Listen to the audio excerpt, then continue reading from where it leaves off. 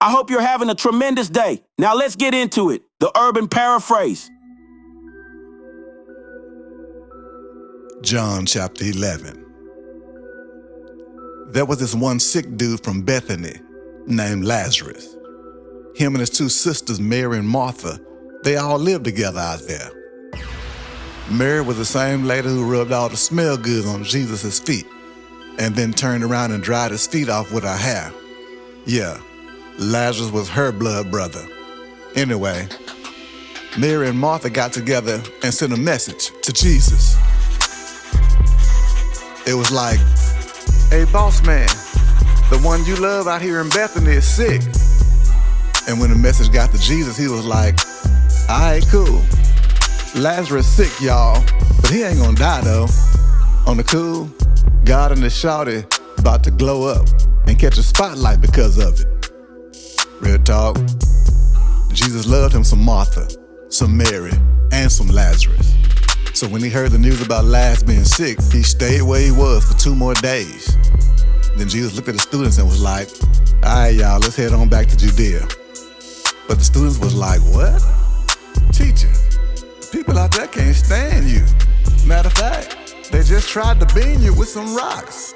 Now you trying to go back?" But Jesus was like, "It's 12 hours in a day, ain't it? All right. Anybody who take a journey during the day ain't gonna trip, cause they can see the world's light. But if anybody makes that journey during the nighttime, they gonna trip sure enough, cause the light ain't inside of them." Then he was like, "Our boy Laz, he just catching some Z's right now, but I'm on my way to wake him up." And the students was like, "But boss, if he just sleeping, then he good. Sound like he on the mend, and he'll be recovering soon. We ain't got to go out there for that." See, they thought Jesus was talking about sleep, but Jesus low-key was telling them Lazarus was dead. So he went on and told them real plain, "Bro, Lazarus dead as a doorknob." Oh, God. And low-key, I'm glad I wasn't there to stop it, so y'all can level up on y'all confidence. All right, now, let's head out now. Then Thomas, AKA the twin, looked at the other students and was like, "Well, let's go die with him." When Jesus made it out there, he discovered Lazarus had been buried for 4 days already. Bethany was only about 2 miles from Jerusalem, and a bunch of Jewish people had already come out there to show respect to Martha and Mary. And as soon as Martha heard Jesus was coming up the street, she went out there to meet him. But not Mary though. She stayed back at the crib and chilled. When Mary made it out there to see him, she was like, "Boss man, if only you had came out here earlier, Lazarus would still be alive. But even still, whatever you ask God for, I know he'll give it to you right now." Then Jesus was like, "Don't worry, little bro gonna live again." So Martha was like, "Yeah, I know. At the end, when it's all said and done, and when all the believers stand up." And Jesus was like, "I'm the one who stand people up. I'm the life raiser.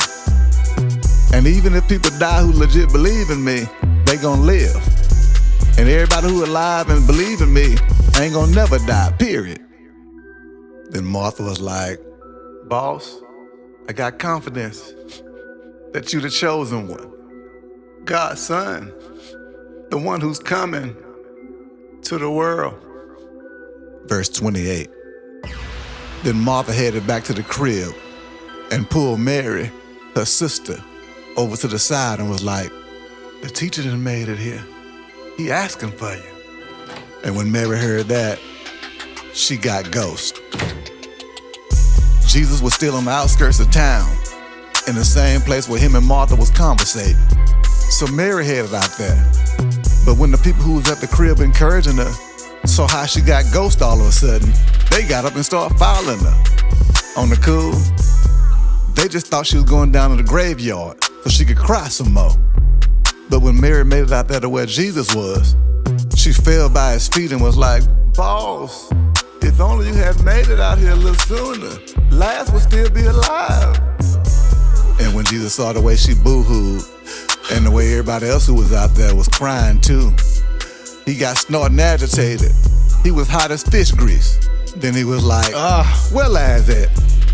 And they was like, "Over here, boss man, come see." By this time, Jesus was shedding a few tears too. Then the Jewish people who saw him crying was like, man, look at him. He really loved him some Lazarus, didn't he?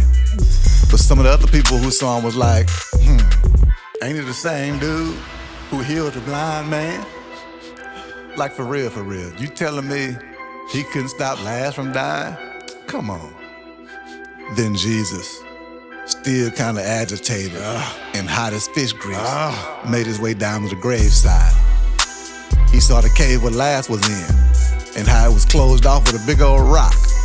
Then Jesus was like, hey, y'all move the rock away. But Lazarus' sister Martha was like, boss, he been out here 4 days already. He decomposing and stinking by now. But Jesus was like, didn't we have this conversation already though? I told you, if you trust and have confidence that you're gonna see God catch a spotlight today. Verse 41. So they went and moved the big old rock like Jesus told them. Then Jesus looked up and was like, Daddy, thank you for hearing me. Real talk, you always do. But I only said that so the crowd of people can believe you sent me out here.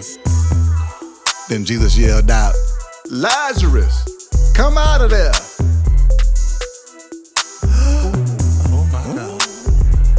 Then Lazarus came out of there, still wrapped up, head to toe in napkins and sheets.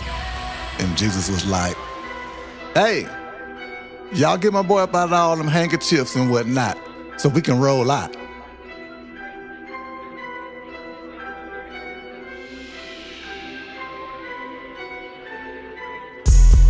After that, a whole bunch of people rolled up on Mary and them to see the stuff Jesus had did.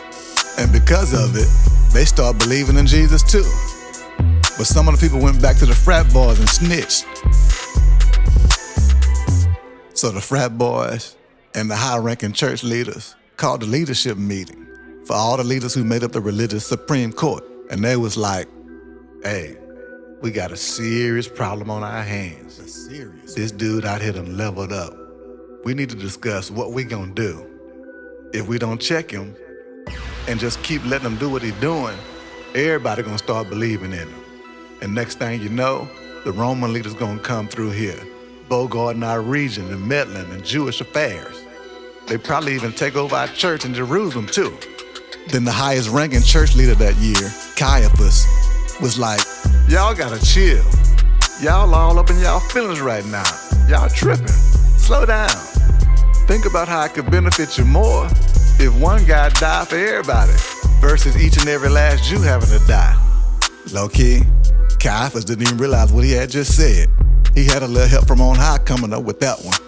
Unbeknownst to him, God was using his mouth to tell him that Jesus was about to die for all the Jewish people out there. Matter of fact, not just the Jewish people. Jesus was about to bring all God's shorties back together. Everybody separated and scattered all over the world. But the leaders was plotting and scheming on how to take Jesus up out of here. So Jesus couldn't walk through there all footloose and fancy free like he used to. So he went to a little town outside the city limits called Ephraim, next to the boondocks, and he chilled with his students out there.